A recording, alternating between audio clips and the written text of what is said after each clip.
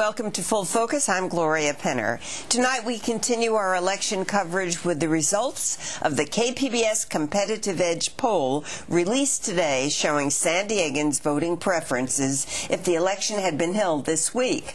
And then we'll look at San Diego City Proposition C to raise the city's hotel tax and earmark it for certain city services. Joining me is John Nienstedt, the president of Competitive Edge Research and Communication, the KPBS partner in this election poll. Okay, John, here we go. Which races did you cover in the poll? Mayor's race, city attorney's race, Proposition C, and we also did Proposition A, which is a county race. All right, now, did you sample enough folks to make this a credibly predictive poll? Well, you want to stay away maybe from getting to the point where you're predicting races, but you want to show clearly how things are settled at this time, and we did a sample size of 400 in the county and 400 in the city. That gives us a pretty good representation. The margin of error is less than 5%. So that's a good number. Yeah. Compared for a county to polls of this size, absolutely. Okay, all right. So let's start with the mayor's race. Sure. Now, I remember, John, 4 years ago when we did another such poll with you, and we were the first and maybe the only poll to say that Dick Murphy was going to win. I think what we showed was in the primary, we showed that Dick Murphy actually had a chance, which was saying a lot then. And then we did a subsequent poll in the general election, and yeah, we showed that Murphy was going to win. And you're right, I think we were the only ones that called it. This time around, Murphy's in the lead with 33% of the vote. We've got Peter Q. Davis in second at 18%, and we have Ron Roberts in third at 13%. Okay, so what about the unsures? There's a lot of them. 36% are unsure at this point, and that's a big amount at this point. If it was a candidate, unsures would be leading at this point. So what impact do all these unsures have on this kind of a race? Well, in this case, this is something that Dick Murphy needs to be worried about, because Dick Murphy is the known quantity in this race. He's been around for 4 years. He has a record to run on, and those unsures are more than likely not his voters. They're more than likely looking for an alternative to Murphy. So maybe he won't make it to the runoff? No, I think he'll make it to the runoff. He's got too many voters lined up behind him at this point. But I don't think he's going to make it over 50% at this point, so there will be a runoff, something that I know he wanted to avoid. If you're going to ask me who's going to win between Roberts and Davis and come in second, that's too tough to call. I wasn't going to ask you that. I was not going to ask you that. I know it's tough. Okay, let's go to the city attorney's race with almost half unsure. I mean, almost half are unsure. So do the numbers mean anything? Oh, the numbers mean what they show, which is that Mike Aguirre is in the lead, and we've got two challengers to Mike in Leslie Devaney and Deborah Berger, who are fighting it out for second place at this point. But you make a good point. With so many unsures, things can change in the last week of the election. Are you thinking that Mike Aguirre should not be out celebrating tonight?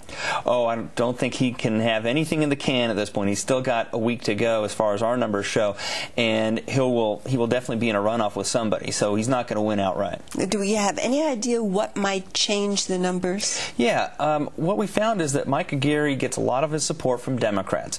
Well, if there's a real hot Democratic turnout, if it's elevated because of the Kerry-Edwards race, he's going to get a bump. He's going to get a bump out of that. Conversely, if that's not a hot item, Devaney's going to probably do better because she does better with likeliest voters. It sounds like Berger's trailing in third, and I don't really see a lot of dynamic going in her direction. Devaney has a lot of support amongst Republicans, so she's going to be helped if there's a lower turnout. Berger doesn't have that. All right, let's spend the last couple of minutes on Prop A. Sure. It's the Rural Lands Initiative. It's supposed to protect the backcountry from development, and it's the only county-wide proposition that you sampled. Up or down on this one? It's in trouble. It's in big trouble. They've got a problem here that they're running this campaign in the larger county, and folks folks in the county tend to be more conservative than folks in the city. The proposition is being supported more by very liberal voters. That's the only demographic we found that actually supported this measure, and you can't win like that in San Diego County. So are you at all interpreting this as meaning that people want development in San Diego's backcountry? No, I don't think so. I've looked at other numbers, and it's not a case of wanting development versus not wanting development. It's a case of what is the proper solution to that development, to maintaining the reins in on that development. They're clearly saying in this poll, and I think they'll say on Election Day, that this is not the way they want to go. Okay, last 30 seconds, John. Prop A has a large and unsure vote. Might we see a turnaround on Election Day because of the unsure vote? Right now, 48% are saying they're going to vote against Prop A. But if you look at the likeliest voters, and these are the ones that you can really count on, 59% are saying they're voting against Prop A. Now, anything can happen in a week, but those sorts of numbers make it look real grim for Prop A, no matter how many unsures there are out there. Okay, so John, we're going to check back with you a little later in the program to talk about the poll results on Proposition C on the San Diego City ballot. That's the hotel tax initiative, and if Prop C passes, the hotel and motel room tax in the city of San Diego would increase to help pay for certain city services. Reporter Karen Rostodha has this report on Prop C.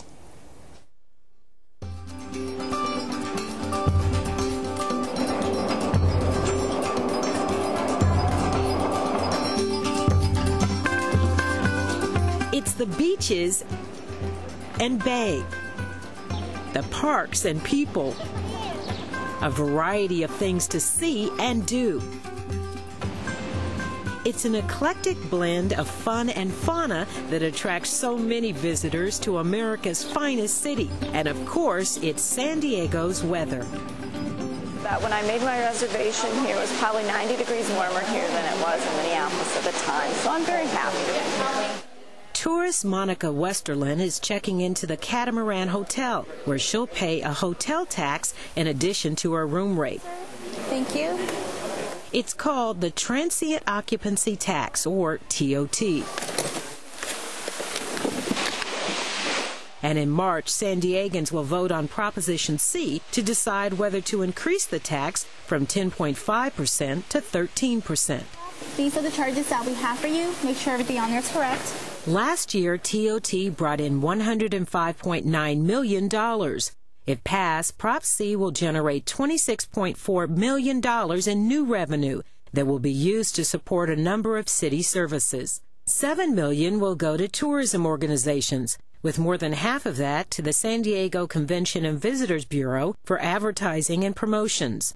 $7.9 million to the Fire Rescue Department, where needs include buying new safety equipment. The San Diego Police Department would receive $2.8 million to replace aging police cars and communications equipment. $7.9 million is earmarked for infrastructure, which includes neighborhood road improvements and Mission Bay, Balboa Park, and coastal improvements. And $900,000 will go to the city's Art Commission. It will generate more revenue for the city of San Diego, and right now our budget can sure use it. In addition, Prop C supporter Lisa Briggs is with the San Diego County Taxpayers Association. I think when you're dealing with a tax, any voter is going to ask, how is this going to impact me personally? And in the case of the TOT, if you are not staying in a San Diego hotel, it's not going to impact you. Therefore, it's a lot easier for people to swallow if they think that someone else is going to pay it. This is really a knee-jerk reaction that's going to really hurt future generations of San Diego by tying up all their funds. Bill Evans is a San Diego hotel owner and past president of the local Hotel-Motel Association. He opposes Prop C. As a hotel owner, it's very good for me. The Prop C would be very good for me as a hotel owner. But as a citizen of San Diego, I don't think it's good for me. And I have to think of myself as being a citizen before I think of myself as being a hotel man. People come to San Diego for all what San Diego is, just not for the hotels. Prop C will cause a financial meltdown in the city of San Diego. It will cause all the decisions to be made by the City Council right now will be taken out of their hands. All the funds will be locked in, and essentially forever. The whole question of flexibility it's an important policy question. But let's look at how this council and previous councils has been spending the dollars. Clearly, it has not been going for infrastructure. It has not been going for fire trucks. It has not been going for police cars. It has not been going to make sure that our parks and streets and roads are in good condition. So what we're really asking the voters is, all right, do you want to continue to allow unfettered discretion for these monies, or do you want these monies to go where you think they're needed?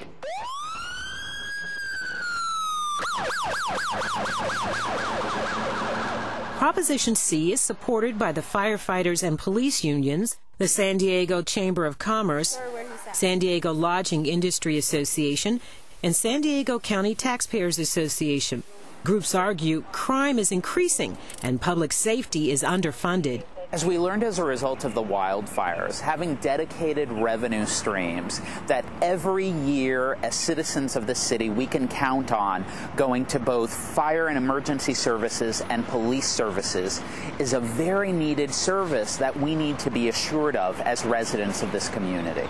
The question is, are we going to keep libraries open reasonable hours, or are we going to have to close them down, at 5 o'clock in the afternoon? Most of the days, the City Council isn't going to have any choice. It should be able to decide year by year how the city's revenues are used. And Prop C locks up those revenues, locks up $26 million for corporate welfare.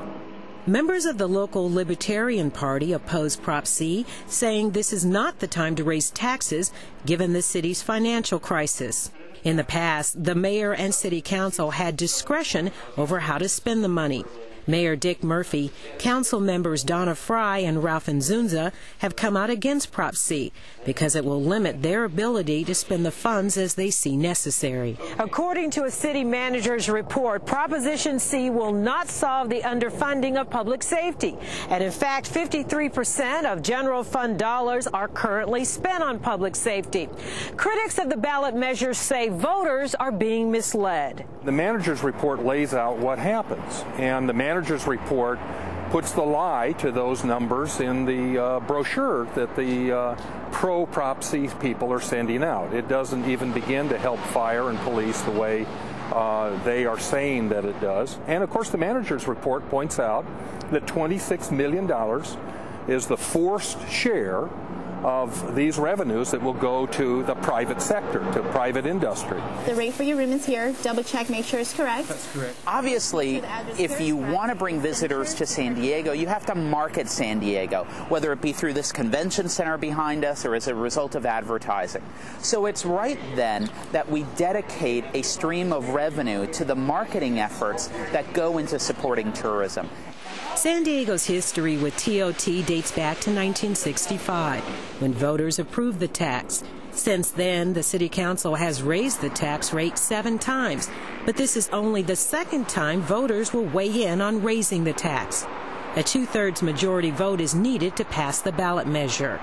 I actually only have rooms available for tonight and tomorrow night. I don't have rooms available for 3 nights. In the end, most of the people who will pay that tax may not even realize they're paying more to stay and play in San Diego. It was 2 years ago that San Diego City voters approved Proposition E, requiring a 2/3 vote of the public for any tax increase. Thus, Proposition C needs that 2/3 to pass. A majority vote won't do it. With me to lay out the pros and cons are Ron Saathoff, president of the San Diego City Firefighters Local 145, who is supporting the proposition, and opposing it is Bill Evans, president of the Evans Hotels and past president of the San Diego Hotel-Motel Association. Welcome to both of you, and let me start with you, Bill. In the video piece, you said that Proposition C will cause a financial meltdown of the city. Can you explain that? That's pretty strong. Well, I think we already have seen recently what's happening to the finances in the state of California and the city of San Diego.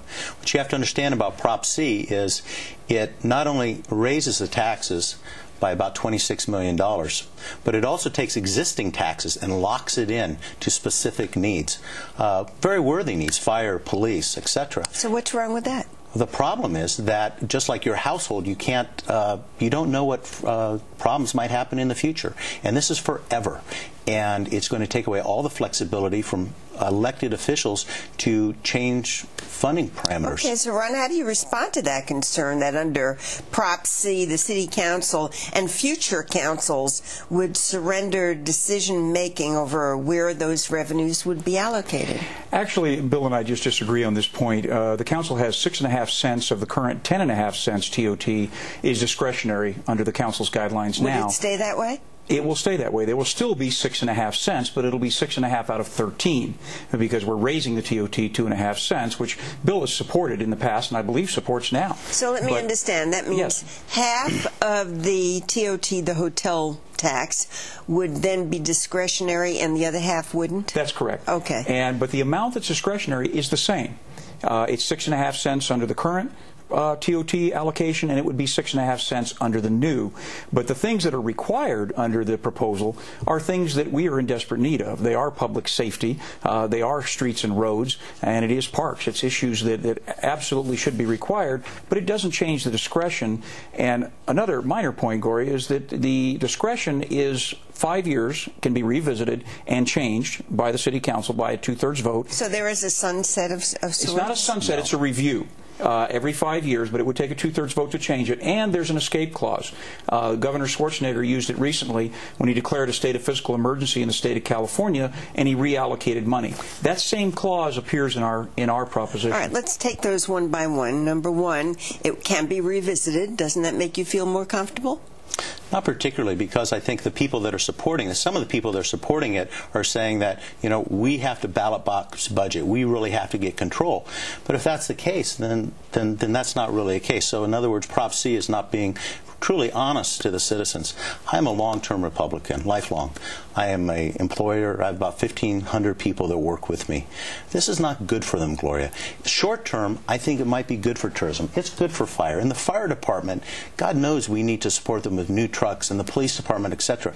But this is forever. And if, let's say, for example, if New York City had done something similar to this on September 1st, 2001, their hands would have been tied afterwards. Let me ask Ron about that part of it, because I noted that in the city manager's report that Prop C would pay for new public safety items that are needed, but they are not prioritized in the general fund. So it wouldn't go to pay for those things that the general fund is already responsible for, but for absolutely brand new things on top of that. Well, what it specifies in the initiative, Gloria, that new fire apparatus, for example, on the fire side specifically, new fire apparatus are to be paid for.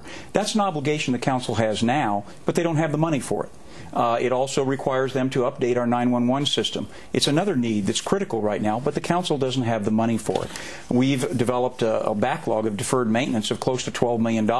The initiative specifically speaks to using this new revenue to defray that deferred maintenance. So it's called out very specifically what the money is used for, and those are priorities. It is a council responsibility, but the funding simply hasn't been available. Because, yes. But the problem is that this whole thing is done by way of a snapshot of needs. It's a Polaroid pictures of what today's needs are, and it doesn't talk about the future needs. And I'll tell you, something as important as a 6-minute response time, 30 or 40 years from now, when we have these urban high-rises downtown San Diego, 6 minutes could be way too long as a response time. The problem with this language is it is forever. It's the reason why Mayor Dick Murphy and Donna Fry are against it, the reason why the Republican Party is against it, and the reason why I think most citizens, if they think about, do they want something that will last as long as this? Is this good for the city? Let me clarify something that you said in the video. You said that Prop C is very good for you as a hotel owner, but some hoteliers think that the tax would result in fewer tourists. So how is this good for you? Well, it's anybody who goes to a town, you have a certain amount of budget. If you go to Disneyland, you know how much money you're going to spend, or Florida, and tourists have so much dollars to spend. And the question is, are they spending it in the restaurants, in the bars, in the hotels or attractions, or are they going to be spending tax? Look at your next hotel bill when you go to another city. And at the end of the day, that $100 you're paying for a room rate isn't what the end of the bill is. TOT is taxation without representation, plain and simple. You're taxing people who do not vote for the tax to be enacted. It's really unfair. San Diego, by choice, is one of the lowest tax cities in the state of California. And it's really unfair to go only after the tourists. This is about a 25% increase in tax on our tourists. All right, let me ask Ron about that. Is it unfair? I don't think so, because when we visit other cities, we pay that tax. We help that local jurisdiction with the needs of their community as a visitor, and we pay a tax to help support those needs. We discount visitors to San Diego. The industry has joined us in supporting this. The Hotel-Motel Association, of which Bill is a past president, has endorsed it. The Lodging Industry Association has endorsed it. The Lincoln Club has endorsed it. The Chamber of Commerce has endorsed it.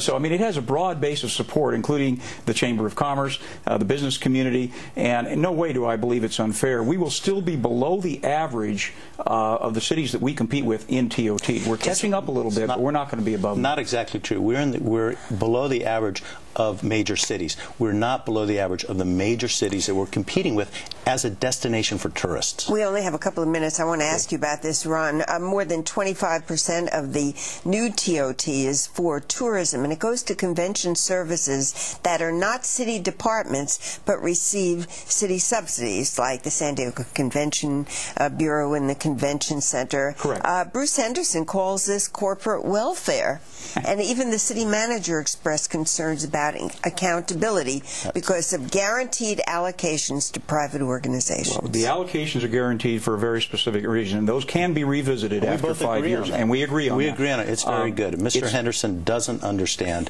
what tourism is for this town. You're okay about the 25% going to I think raising 25% and supporting the police and fire are very good things. Every dollar that you give to tourism promotion, to Conviz, to Right Rinders, he gives back $6 to the general fund. It's a great investment. My only problem is saying that we need fire now or police or parks or police as a snapshot and then not being able to change it without a 2/3 vote. You get the last statement on this, and then we're out of time. Thank you. Where Bill and I fundamentally disagree is the needs of the fire department are so great. We have to add 800 officers in the fire department and another 800 in the police just to catch up to the national average.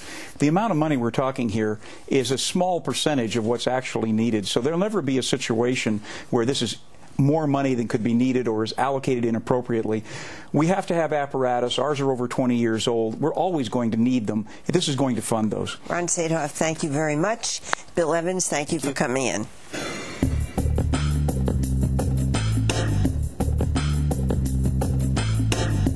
And now back to John Nienstedt with the KPBS Competitive Edge election poll results on Proposition C. Okay, John, what are the numbers?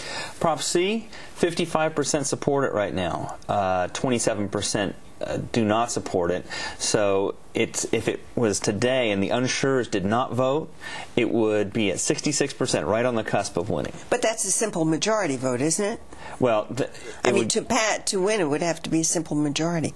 No, to win it has to be a 2/3 vote. It has to be a 2/3 vote. Okay, all right, that's good to know. Because could you tell whether the opposition is because people don't want to see the taxes raised, or because they're worried about taking control of the money's distribution by the city council? I think it's a taxes thing, Gloria. You do? Well, we found that it really translates into ideology. If you're conservative, if you're very conservative, you generally oppose Prop C.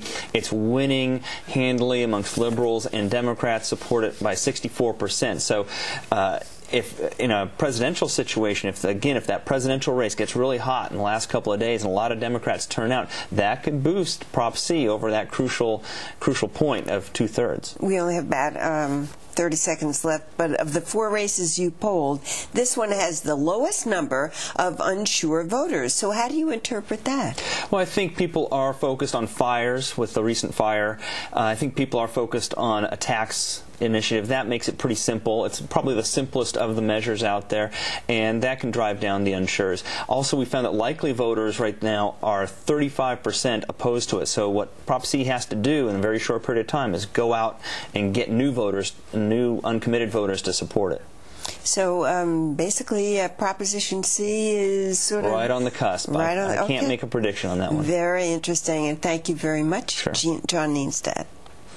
And that's it for tonight's Full Focus. But before we go, we want to make a correction to an omission on last night's program on Prop A, the Rural Lands Initiative. We neglected to include campaign contributions from proponents of Prop A in our report. Here's the list of major contributors to yes on Prop A.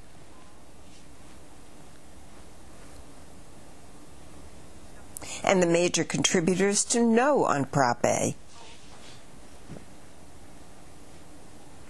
We do regret the omission. For more information on all our election coverage, please go to our website at kpbs.org. We're also interested in hearing from you about any of our programs. Join us again tomorrow night as we continue our election coverage. We'll find out why Ron Roberts and Peter Q. Davis want to be mayor of San Diego. That's on Friday's Full Focus. For KPBS, I'm Gloria Penner. Good night.